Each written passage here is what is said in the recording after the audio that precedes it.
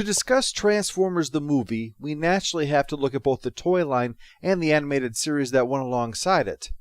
There wasn't even certainty that the series was going to be made, never mind a theatrical release, because of the fears that Japanimation, what anime was frequently called in America at this time, had created a view of giant robots that they simply couldn't measure up to. But Marvel Productions and Sunbow had done quite well with their miniseries for G.I. Joe, A Real American Hero, so a 3-episode launch was tried out, under the watchful eye of producer Nelson Shin. Shin had been at DFE, which became Marvel Productions when the studio was bought by Cadence, so he knew about animation from the ground up. Rather than attempting to ape the Japanese approach, Shin and his team pushed more towards downplaying actual violence, such as fewer explosions and blowing robots to pieces, and tried to emphasize character and humor, not just with the dialogue, but with movement and poses. The results spoke for themselves. The show was a hit, and the toys flew off the shelves. A full series was launched, and before that was even finished, Hasbro decided to create a feature-length film. Making a film, though, is not quick, especially one that is animated, and this would show in the storyline. The film would be released after Season 2 would introduce a large number of characters, most of whom wouldn't appear in the film. Ubiquitous minifigures such as Powerglide and Cosmos, an army of new cars like Trax and Hoist, Omega Supreme, not to mention the 4 new Combiner teams, were nowhere to be seen. Devastator, who was rather unceremoniously creamed by one of the new Combiners in the series, is instead presented in the film as a nearly unstoppable juggernaut that no one can equal, because when work was being done, that was how the character was perceived. G.I. Joe's first miniseries was written by Ron Friedman, a 20-year television vet at the time who'd worked on everything from My Favorite Martian to Fantasy Island. Friedman had been making inroads into Broadway, which was the trajectory that he'd expected for his career, when the G.I. Joe project came up. It was the kind of thing almost anyone else in his position would have sneered at. At the time, comedy and animation were both things that were only written by the desperate. But the project was important to Hasbro. When the musical theme for G.I. Joe was created, before the fateful meeting between Hassenfeld and Galton in that bathroom, Hassenfeld was moved to tears by the song. They weren't half-assing the return of G.I. Joe at Hasbro, so when the time came for a writer for the series, they weren't looking for who they could get. They were looking for somebody who had talent. And Friedman was actually intrigued, much to his own shock. It was like something he didn't realize he'd been missing all this time was suddenly shown to him. The idea of doing animation, humor, speculative fiction, and action all like this excited him. It was he that created the first G.I. Joe miniseries, and the second, and worked rewriting scripts for the first 2 seasons of the Transformers, adding character, consistency, and lighthearted remarks to the characters to keep the characters feeling real. Vitally obvious when you're dealing with a series about living giant robots. They have to be real to the kids who are watching them. Also involved in G.I. Joe was Flint Dille. Dille was approached by Howard the Duck creator Steve Gerber, who was working with Ruby Spears at the time. Steve Gerber has always had trouble with Jim Shooter at Marvel over his tardiness, and it seemed that continued with him wherever he went on other projects. So finally, when he was too far behind to catch up himself, he asked Dille to do some of the editing on G.I. Joe for him. This worked out so well that the bosses at Sunbow asked him to join the Transformers as associate producer and story editor. When the time came then to work on the film, Shin was asked to direct. He had the experience, and he understood Transformers as well as anybody. And both Friedman and Dille had ideas for the story, incorporating ideas from their bosses at Sunbow, who wanted to feature a giant, planet-sized Transformer villain and have it be set in the year 2005. Dille's was Transformers: The Secrets of Cybertron. In his story, Optimus Prime travels deep into their homeworld, learns about the Quintessons, who are behind that planet Transformer that is coming, only to eventually discover that Cybertron itself was this monster's brother, and is also a Transformer. Optimus was to awaken it with the Autobot Matrix to deal with the interstellar threat. But Friedman's script, simply Transformers the Movie, seemed the better fit, though it was reworked by Dilly. The degree of that is uncertain, as there are substantial differences in accounts between the two men. Friedman claims to have created both the planet-sized menace and the quintessence. Dilly says the latter might be true, but the former definitely came from Bacall. However, it's conceivable that Bacall liked the planet idea so much from Friedman's story that he passed that idea along to Dilly. Again, we really don't know. The final film seems to have split the difference, though. Friedman got sole credit as the writer on the film, but Dilly's credit appears before his. Part of the reason for setting the film in the year 2005 was to ensure that there was a gap to explain the presence of new characters. Unlike the standard practice of making a toy and then adding it to the fiction, in this case, the character was conceived for the film and then the toy created. One character, however, wouldn't make this jump from film to plastic, that of RC. Female Transformers were the first of several intrusions of toy-making sentiments into the fiction of the show. Because it was perceived as a toy for boys, Hasbro felt that there was no need to have any girls in the product, the same reason they resisted the push to include the Baroness among G.I. Joe's villains. This actually goes back to the earliest days of the toy line's mythology, as Bob Budiansky, who was working to develop the toys into actual characters, wrote up Ratchet as being female.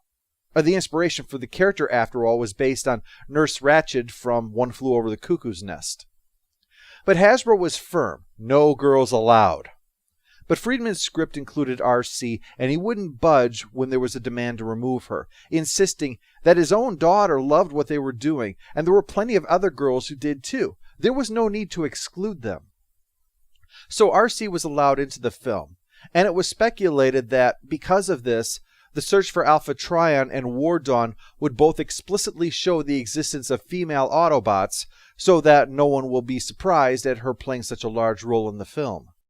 But far more famous of an intrusion was the dictate about the beloved leader of the Autobots, Optimus Prime. From Hasbro's point of view, the toys had a 2-year shelf life. After that, no one was going to be interested anymore. So after a certain point, there was no longer any point in promoting the toy, so the character was taking up valuable space that could be showcasing the new toys. So, get them out of the way. Now, at the same time work was being done on a movie for the Transformers, another was being worked on for G.I. Joe. Buzz Dixon, who was overseeing work on that film, approached the powers that be about the possibility of killing Duke. A bold idea to make clear the threat being faced, and also a reminder that fighting can be fatal. Well, they not only approved it, but they issued a decree to the team working on Transformers: kill Optimus Prime. Ron Friedman opposed this move with great vehemence. There was a small bit of irony to that, because part of the reason for Dilly's rewrite was that his script was very dark, filled with the Autobots meeting gruesome ends that needed to be toned down.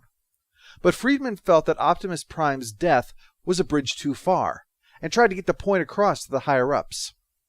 Part of the reason Friedman's work of the material had worked so well was that, while still a student, he'd participated in a study to understand why children become connected with comic book superheroes. That insight had helped him get what it was that children were looking for in these fictional icons. Kids weren't falling in love with the toys and thus watching the show. They fell in love with the characters and consequently loved the toys and the show. Optimus was especially important, Friedman said, because he was a father figure and an avatar of good. He was the emotional center of the Autobots. Friedman tried to explain this, as did Shin, who became so frustrated trying to get this point across that he finally took a 2-week vacation just to get away from the strain of it. The problem was that there was a buffer between them and the toy company, so that information was flowing from Hasbro to them, but they couldn't send it back the other direction. If they had, things could have easily been salvaged. After all, the decision had been made to make the new character of Ultra Magnus be based upon the toy design of Optimus Prime, just using a different trailer and a new color scheme, rather than devising an entirely new toy as was being done with the others. So there were any number of ways that Optimus could become the figure that the Ultra Magnus toy represented. But there was no persuading those in between Hasbro and the creators, so Optimus was killed off. This is what opened the floodgate to the toy bloodbath that the film would have. Because the original character to temporarily receive the matrix of leadership was not Ultra Magnus. It was Ironhide. But in the end, he along with the rest of the original release would also be dramatically killed off. Once Optimus had opened the door, there was room to kill off as many of the originals as you wanted to. Dan Gilvezan later said of the slaughter, "I was grateful that Hasbro saw fit to allow Bumblebee to survive the movie massacre. But still, from a purely artistic standpoint, it disturbed me. Matter of fact, it still does." But in the end, Friedman made the changes requested, and accepted all those of the rewrite, except for one. Very late in the process, it was realized that the film, despite the violence, was going to wind up being rated G. The violence, after all, was between machines, and however anthropomorphized they might be, killing a robot was still only killing a robot. But a G rating was a problem for a number of reasons, as it would not only potentially turn off older kids who would feel too mature for kid movies, but also because a PG movie was more likely to have a parent come along. In addition, G-rated films were not shown as many times inside of the theater, because the market was perceived as being for children, therefore it was only shown during times when children were more likely to be watching. The G-rated film would then be shunted aside to allow more mature films to be shown. So a PG rating actually meant that you were getting your film shown more times in the theater.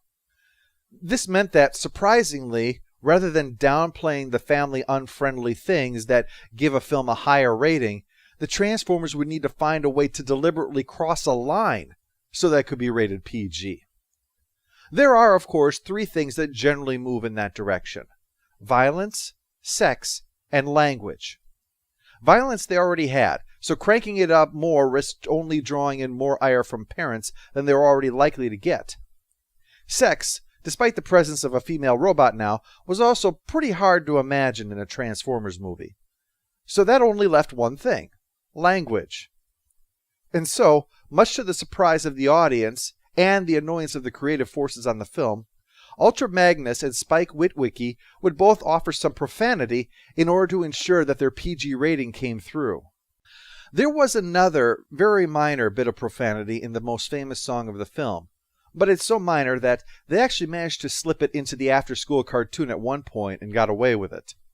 That song, as well as the score, were both present thanks, indirectly, to Sylvester Stallone. That song, The Touch, was actually written for Stallone's Cop on the Edge film Cobra, but the producers on the film didn't like it. So instead, the record company took the celebration of a badass destroyer of criminals and held it over for the Transformers movie. Stan Bush, who sang the song, was perplexed at the move. It didn't seem like it would fit in a kids' movie.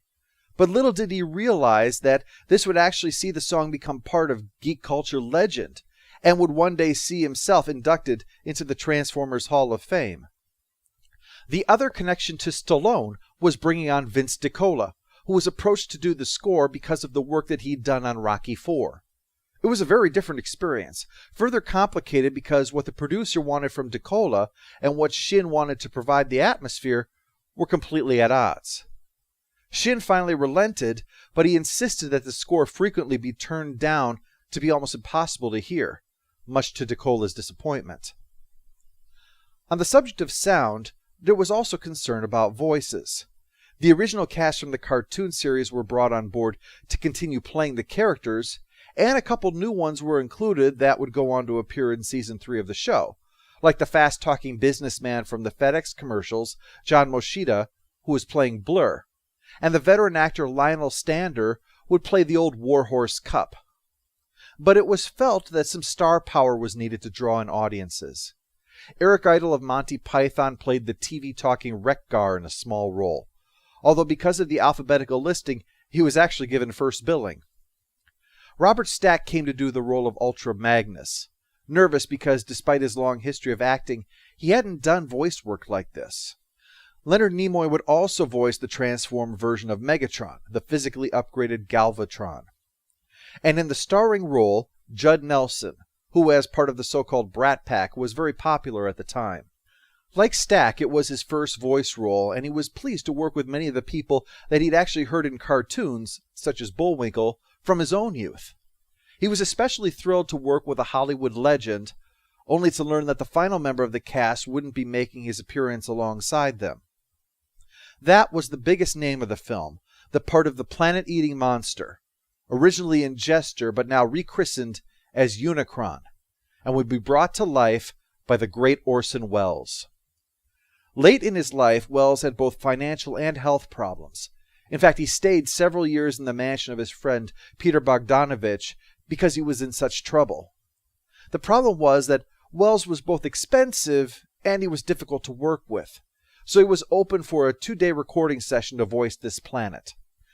If you've heard of Welles' follow-up quote, then it might surprise you that he actually got on very well with the staff at Wally Burr's studio, where the regular cast all begged for the chance to watch Welles at work, especially with the very demanding Burr directing. It was a chance to see the irresistible force meet the immovable object. Alas, Welles demanded a closed set, and would go on to make that scathing remark about playing a terrible robot toy in his biography.